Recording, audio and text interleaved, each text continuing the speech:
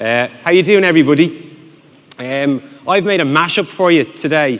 So I'm here to talk about search and social. So what I've done is I've taken parts from 3 presentations I've done recently. So one of them was actually an awards entry, and it went on and it won a medal. So I'm going to share that with you. Another one is a conference, a digital marketing conference I did in Berlin last week. So I've taken relevant stuff for you from that. And the third one is from a talk I did, the Digital Summit, a couple of months back. So I've brought the most important and relevant search and social elements together. So if you notice, I'm looking at the slides and it seems they surprise me. It's not that I haven't seen them before, I just haven't seen them in this sequence. So we'll put it all together and we'll see how we go. So like Sean said, I'm delighted to be here in DCU. When I was a student, I desperately wanted to do my degree here, but they wouldn't have me.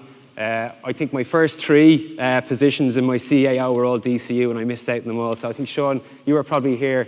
That was before your time, so I won't hold you accountable. But it's a great college, and I know an awful lot about it. Through that, we've also been hiring people from DCU, and it's probably the best source of candidates we've seen. So you're all, obviously, there's a really good curriculum, and you're doing really good work there.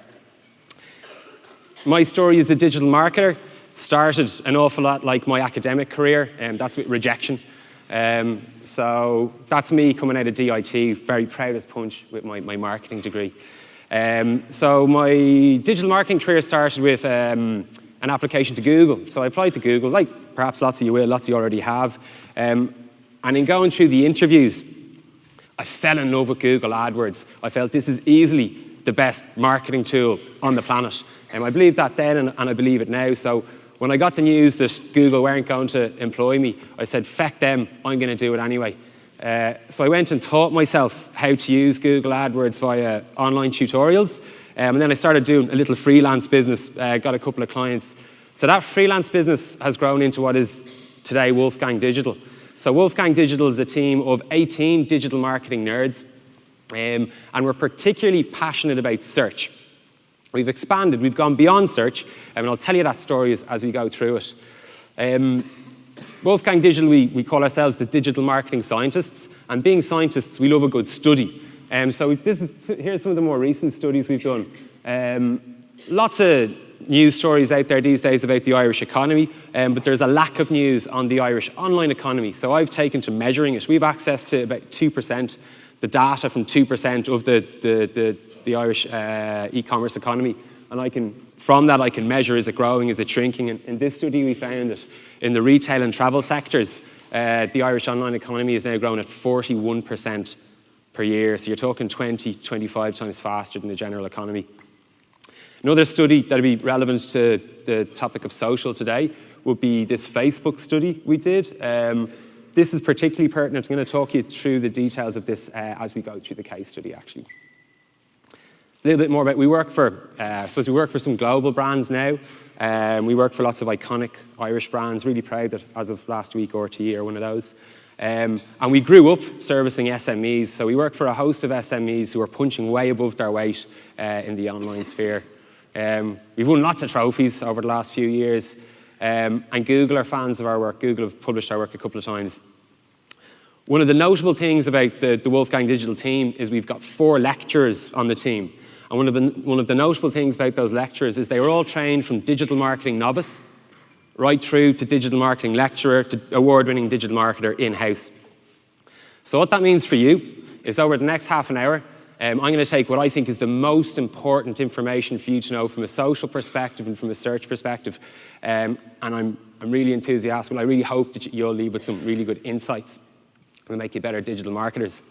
So what I'd love to be, that Wolfgang was known for those things, what we're actually really famous for is we're that agency that runs the sex shop. So some of you might be familiar with this story, kind of as a joke, kind of as a training material. A year and a half, 2 years ago now, we kind of on the QT set up a sex shop to drop ship dildos to the people of Ireland. And we'd so many funny stories. It was all really hush-hush, and we're like, don't tell anyone. And we arrived at sex toys quite scientifically. It wasn't just for the crack. We looked at toys, iPhone cases. There was 5 categories we looked at, and we had a criteria, like average transaction value, big brand competition, propensity to buy online, and sex toys just ticked all the boxes. So we went ahead and started selling those. And we had so many funny stories. Like we have a sex line in the office. There is a phone, that's the sex line. It's the phone number on the Sex Toy website. That rings nearly every day. And actually one of the guys, the most frequent thing is people want to know if we have a shop and come by. And we rearranged the seats, because we do it every 3 months. We rearranged the seats on Monday. One of the guys didn't realize the sex line was in front of him. And some lady rang, this is yesterday, looking for directions. And he was guiding her. She was at the bridge, Millennium Bridge, and he was guiding her. And then somehow he realized she wasn't interested in digital marketing. And he was like, oh, wait a sec, what's this in reference to? And she hung up the phone and we all had a good laugh. But so many stories like that. We'd have people wanting to meet us in car parks in Wicklow because they don't want to get a delivery to home and stuff, that we said, you know, there's a really good content marketing opportunity here. We're actually sitting on a great story. So I think it was March of this year, I came out and I wrote a blog post to say, yeah, look, we've been running this sex shop for the last year and a half. Here's why we did it. Here's, like, one of the key things is we learned how to walk a mile in our customers' shoes. So we experienced all the pain, like merchant accounts, failed deliveries, customer service, that the people we provide services for. So we had a much more empathetic view of our clients as a result. So we put it out there as a blog post. You can see The Guardian picked it up and they published a story on the Irish agency that opened the sex shop. Rand Fishkin, possibly the biggest celebrity digital marketer on the world, was tweeting about it, saying great work. So we had a lot of fun with that. But I need to stop talking about it because now everybody says, oh, you're the sex shop guys, are you? Whereas I like to think there's a bit more to us than that. So let's talk about search and social. We started life as a specialist search marketing agency. If people came to us looking for social, we kind of sniggered. Like, I'm a search marketer at heart. I like concrete results. I like traffic, you know. I like conversions. When people use words like engagement, I tend to snigger into my armpit. But we've been dragged kicking and screaming into the social world, and we now realize it's actually quite valuable. The thing that dragged us and a lot of the search marketing industry into the social world was this. Is anybody familiar with the search metrics ranking study? Show of hands, anyone who's seen it? Okay, great, brilliant, yeah. So anyone who's in the SEO world, this is a really important piece of research. And a couple of years ago, they blew us all away. What they do is they rank all the correlating factors of websites that have really good Google ranking in the organic list, and then they say, well, what other activities are they doing? And social signals, the orange ones there are social signals. So it's like 7 of the top 8 factors were social signals. So the search marketing world said, oh God, we need to get active with social media if we want to continue to drive rankings in the organic list. So that's what kind of pushed us into it. And we've realized it can, if used in an intelligent manner, it can be really, really effective. So just to talk about the different media, Thursday the 16th of August 2013 is a really monumental day in the world of digital marketing. Does anybody know what happened on this day? Shout it out if you have an idea. No? Thursday the 16th of August 2013 is the day that Google went black. Okay? So all the Google products, search, Gmail, Maps, all of them, all those products you know, they went down. Didn't really get noticed in this part of the world because it was for 4 minutes and it was just before midnight. So the blue line here represents global internet traffic, okay? So Google goes down just after 10 to midnight. Global internet traffic falls off a cliff, okay? It actually dropped 40%. So this inadvertent digital media test happens to be possibly the biggest digital marketing piece of research ever done, because you couldn't convince Google to turn everything off for 4 minutes, but lo and behold, it happened. So what I learned, what I take from this is that, you know, you're all familiar with the saying that money makes the world go round. Well, what I take from this is Google makes the World Wide Web go round. If you win on Google, you win online. So that's my Google perspective. Let's talk about Facebook a little bit. Which is easily, in terms of reach, the #1 social media network out there. So one of the key characteristics of the media landscape today is it's really fragmented. Like, it's not so long ago in Ireland we had 4 TV channels and 4 newspapers, and if you wanted to reach the nation, you just put an ad on the Late Late Show and everybody saw it. Whereas it's so fragmented now, there's multiple channels, multiple ways, and because of the long tail of media, we're all consuming much more niche media content. So a challenge for marketers is to reach a large audience. TV has still the largest part of attention from the Irish consumer. In Europe, online is second. So in terms of media share, TV is winning. We spend most hours watching TV, online second. In the UK this year, online overtakes TV. And you can bet your bottom dollar that in Ireland and in the rest of Europe, it's coming. If it's not next year, it's the year after. The most viewed TV programme in Ireland last year was, wait for it, you can probably guess. Anybody guess? Late Late Toy Show, that's right. There's Ryan. So 1.5 million people watched the Late Late Toy Show. So that was the single biggest TV event. Every single day in Ireland, you can reach over 2 million people via Facebook. So that's phenomenal reach. And the targeting is really exceptional as well. So I think, for me, that's where the opportunity lies with Facebook. So whenever we start digital marketing campaigns, we always think of them in the context of we look at people's path to purchase. And that's simply what we're doing, is we're trying to create and lubricate a path to purchase. So the way we just described Google and Facebook, where I would see them sitting, do I have a laser here? No. So where I would see them sitting is social media, or Facebook is your awareness driving machine. So you can reach a massive amount of people via social media. They're not going from there to your checkout, like that just doesn't happen. But you can start their journey to purchase. Then as they start moving down through the purchase funnel, they become aware and interested. That's when people tend to go to Google. And that's where the search engines offer a lot of value. So that's kind of the crude. That was our digital campaign planning 1.1. I saw this piece of research and I fell off my chair. So this is a piece of research from Nielsen, and what they're doing is they're measuring how much consumers trust different forms of advertising. And what was really notable to me is the top two aren't actually forms of advertising, right? So number one, I'll read them out, I know it might be hard to see, recommendations from people I know.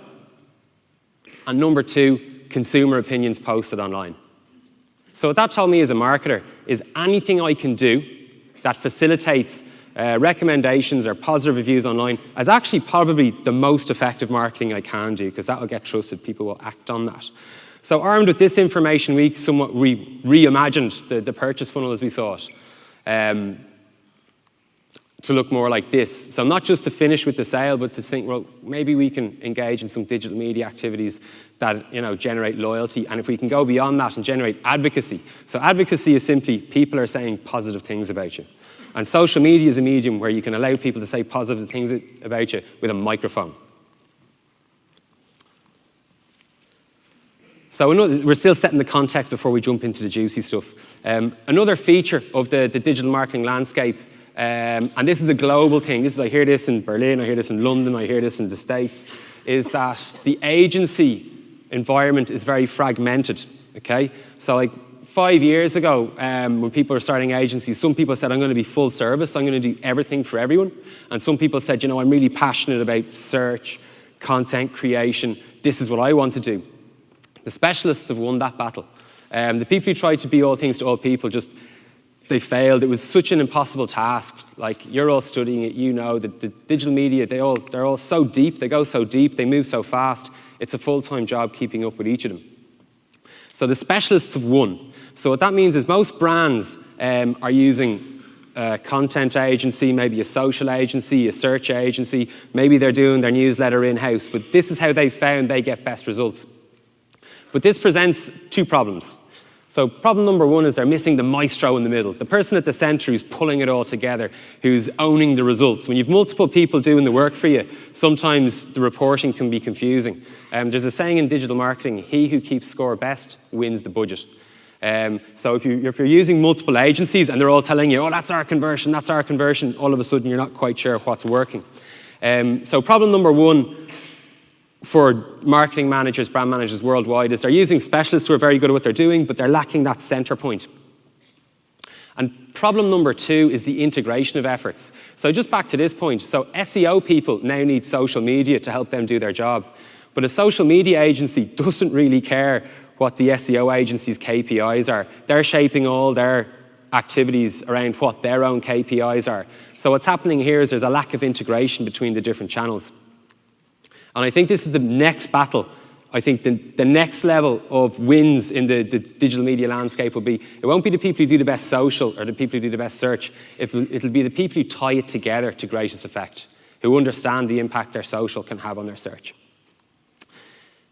It's not a new phenomenon to digital marketing. People have been talking about this for some time. So I'm going to do a case study now. We're just going to sip of water. And we're going to do talk you through a case study for Abbey Travel. So Abbey Travel, travel company, they wanted us to help them promote their Disneyland Paris holidays. And we were doing it from a search and a social perspective.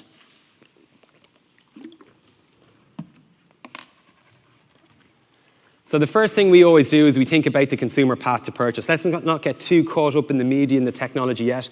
Let's talk about the customer. So the first thing we learned about the travel purchase is it's a really considered purchase. So people are spending 24 days between the first click and the actual purchase. The only thing that people spend more time agonizing over are addresses. And I know this to be true, not just because we do work for Brown Thomas and Littlewoods, because I sit beside my wife in bed and she's destroying ASOS's conversion rate. Every night she's just flicking around from dress to dress to dress, and I can see their conversion rate going down, down, down, down, down, down. So it's a very long, very considered purchase. What we can see here is people are typically visiting 21 websites, or there's 21 visits to a website. So they have this tells me they have a lot of questions. That's what this tells me. They have a lot of things they need answered before they make this important purchase. We already spoke about the importance of recommendations from people you know. You can be pretty sure there's going to be touch points like that. They're going to go onto Facebook and say, who's been in a good holiday with the kids to Europe this year? So we want to be conscious of that when we're developing a strategy. So we had a really good idea here of how this was going to play out. We were going to use Facebook social media at the very top of the funnel.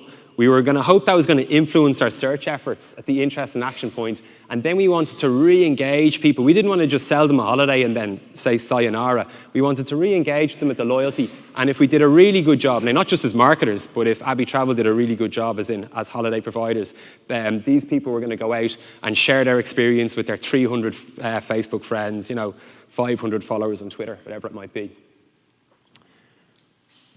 So this is a really important point.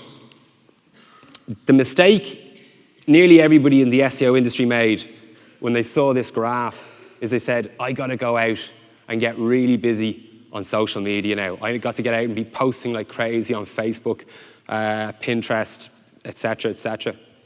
The reality is, by the time you've gotten to social media, the battle's already been won and lost. And it's been won and lost by the content you create. So apologies for the really ugly slide. But I suppose this is a very high-level view of our search and social strategy. So it's all about the content is the center point. It has to have the correct SEO architecture if you want Google to rank it. Housed appropriately on your website. And the social activity is really only the tip of the iceberg. That's just your mechanism for getting eyeballs on it. So what we did in this case is we went to Abbey Travel's customer-facing staff and we said, would you talk to us about the type of questions people ask you? Because you can guarantee if they ask them of the customer-facing staff, they're asking them of Google. And then when they gave us all the questions, we said, could you rank them? Give us a sequence, like what's the first question people ask you, and what's the type of question people ask you right before they're about to buy something? And do they come back after they've bought, and what are the questions they ask you then? And we let those questions dictate the type of content we created. So based on the client-facing staff's feedback, we wrote these kind of blog posts, helpful for people before the purchase. As I say, we don't want to just forget about them when they've made a purchase, so we wrote the kind of blog posts that we were still being useful to people, being helpful to them after they've made the purchase. And these end up becoming a really good internal resource that the client-facing staff can actually answer questions with links to blog posts and that. We then promoted them with Facebook ads, which have become fantastic recently. I'll talk to you a little bit more about that later on. So that worked really well for us at the top of the funnel, got a lot of eyeballs, got a lot of traffic.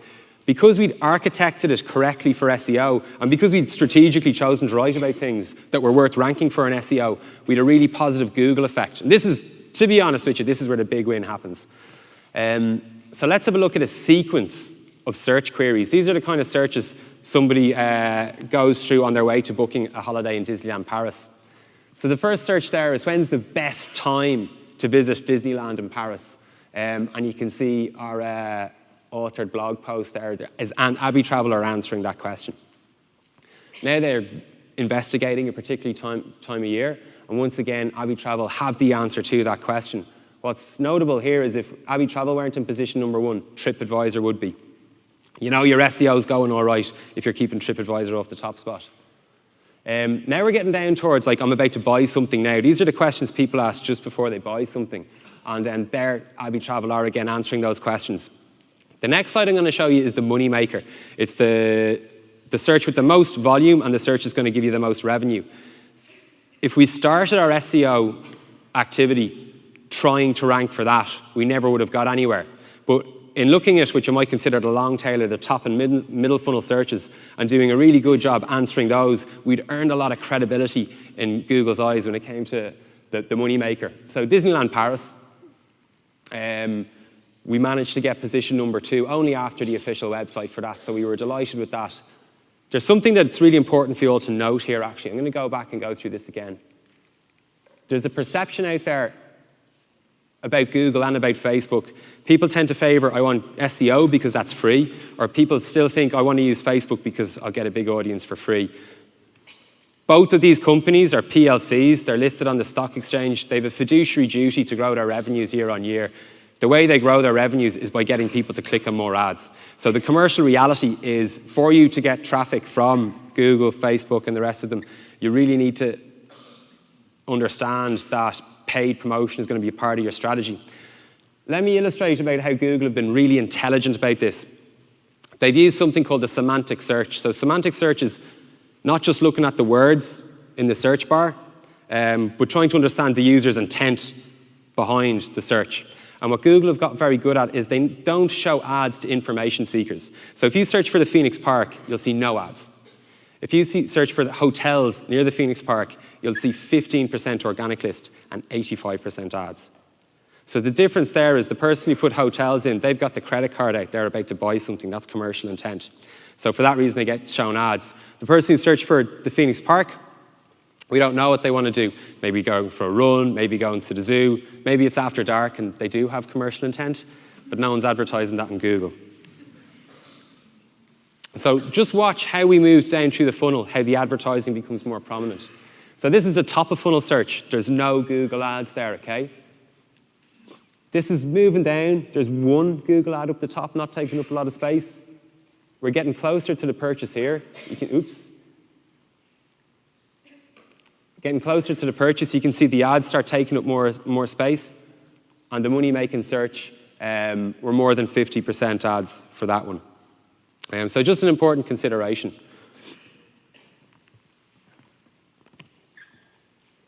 So we've gotten really good coverage there on Google. We might have made a sale. The next frontier, the next objective is to generate brand advocacy. And this is where I think social media can play a stormer. It's easy to be a busy fool on social media, nowhere more so than anywhere else.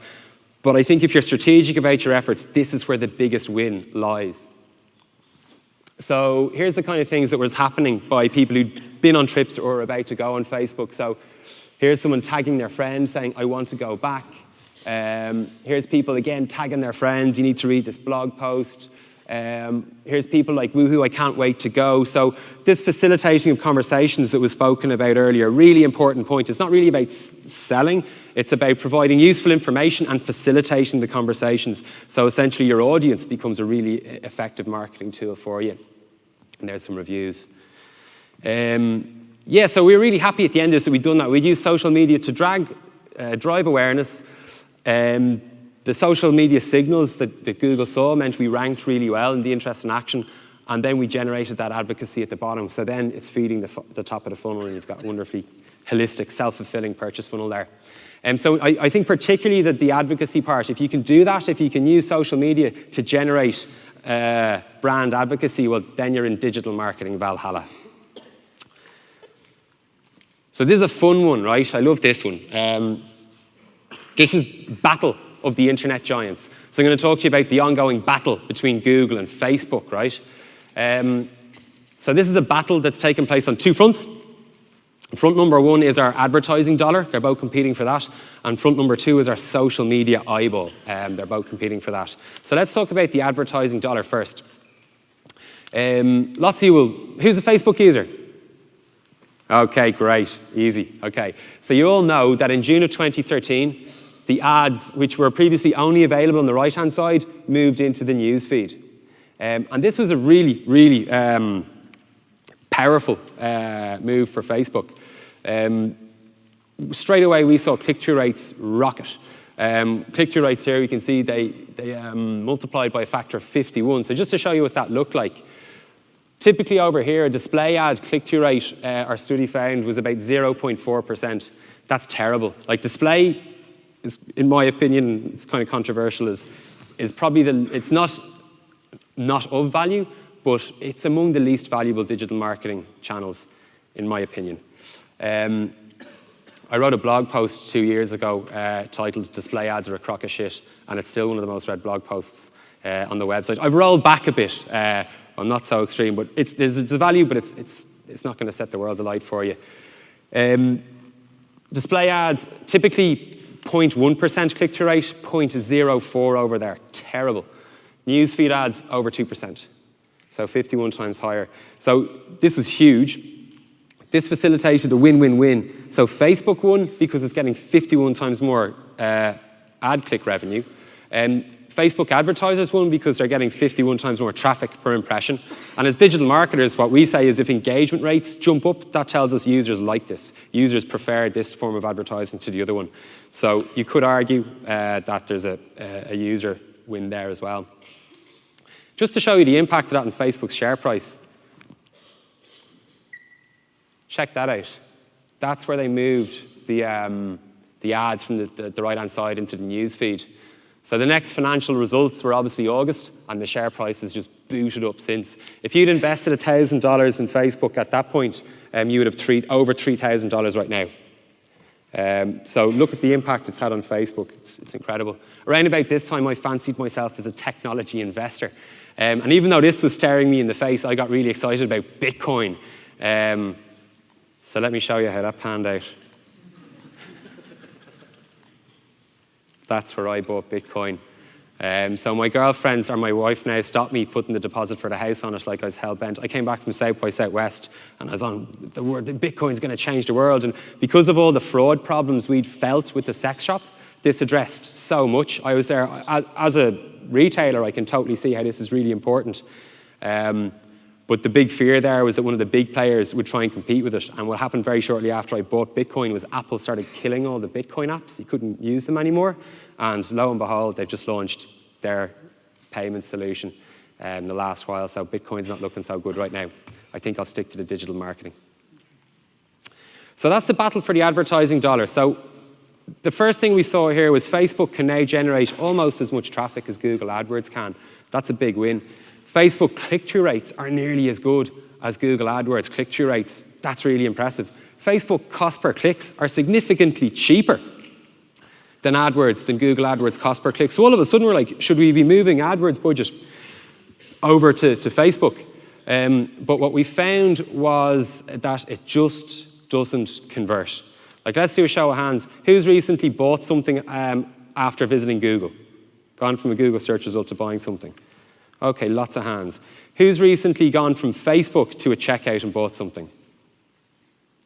1, 2. So an awful lot less. So Facebook, as great as it is for the top of the funnel, the conversion rates suck.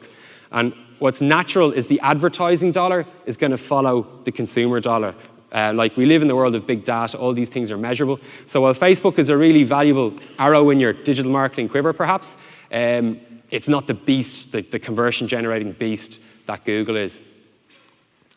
So that's the first battle. Google are safe enough in that. Let's talk about the battle for our social media eyeballs. I can see a few of you look a little queasy looking at this slide. It's a bit disgusting looking. So we're talking about the battle here between Google Plus and Facebook. So we went into a meeting in Google last month to talk about some opportunities for one of our clients. And when the Google Plus specialist came in, he said, Google Plus is going nowhere. And we were kind of going, what? Did anybody even suggest that it was? And he was like, yeah, we're committed to it. no problems, Google Plus isn't going anywhere. And if you're a football fan, you'll know all about the dreaded vote of confidence. I said, this sounds very much like the dreaded vote of confidence to me. So just an example of what that looks like. Man United legend Ole Gunnar Solskjaer turned his hand to management. In February, his board gave him the dreaded vote of confidence. 6 months later, poor Ole got the sack. So when Google essentially gave Google Plus the vote of confidence in an unsolicited manner, I decided I'm going to dig a little deeper into this. Let me have a look at this. So I'm going to show you a timeline of events, and I'm going to leave it up to you guys to draw your own conclusions. This is a screen grab I took from the Google Plus developers blog last week. The last blog post on that blog was in December 2013. It's nearly a year ago. In April of 2014, Vic Gundotra, the father of Google Plus, leaves Google after 8 years. Reportedly, his team who are working on Google Plus have been disbanded. Google I/O, this is a big one. So the Google Developers Conference happened once a year. They get all the developers together to talk about what's happening. In 2013, they had 18 sessions on Google Plus, 2 full days programmed for talking about Google Plus. Guess how many sessions they had this year? How many? 0. None. The image here is a Google authorship profile pic, really popular, really effective. That was retired for really questionable reasons in June 2014. Google Hangouts, the most popular product within Google Plus, have now been broken out. So you no longer need to be a Google Plus user to use a Google Hangout.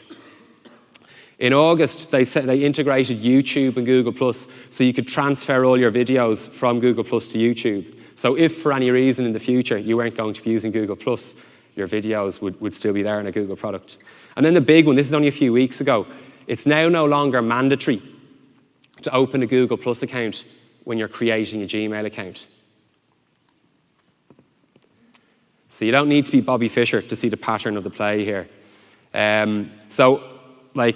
I'll leave you, you've seen the evidence there, I'd let you all make up your own minds. It looks to me like Google Plus might be being sunsetted slowly but surely. So I'd hate to finish up without giving you some key takeaways. Lots of conceptual stuff there, but I'd like to give you some stuff that you can action today. Think paths to purchase first. Like the digital media landscape can be so confusing. There's so much there, and it's, oh, do I need to be on Snapchat now? What's up with Vine?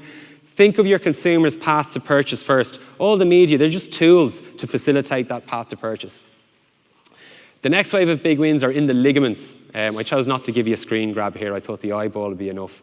So what I mean by that is the specialists have won to date. So the people who said, we're a social media, we're youth communications, or we're search, we're social, they've won to this point. The next battle will be won between the people who can tie it together, who can offer a equally valuable, perhaps social alongside search, and it's the ligaments, it's the bits that join them together and make them greater than the sum of their parts. That's where the next big win is. Use social to create brand advocacy. I said it before, it's easy to be a busy fool on social media. Be really strategic about what you're doing with it. That's the big win. That's what social media can do that no other media, online or offline, can do for you. Use social to influence your search ranking. And then, consider kickstarting your digital marketing career with us. So we have a digital marketing traineeship. And just really quick, there's details on the website, but it's specifically designed for people who have the qualification but not the experience. So we have a curriculum, it's a paid position, and people who excel throughout the traineeship get full-time jobs at the end of it. So that's everything I have to say. Thanks very much for being a great audience. It's been a pleasure.